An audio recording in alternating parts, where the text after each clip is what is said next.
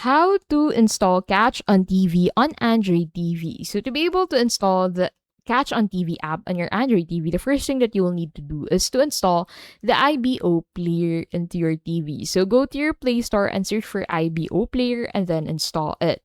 Now, upload your playlist using your device ID and device key on IBO Player Pro and then restart to load the category. So get the device ID and key, open the app and note the device ID and device key, and then open uploader page. Use a phone or computer to open the official upload page and then enter device details. Paste the Catchontv M3 URL and save. Now restart or refresh the app to load the channels. And that is how you can basically install Catchontv on Android TV.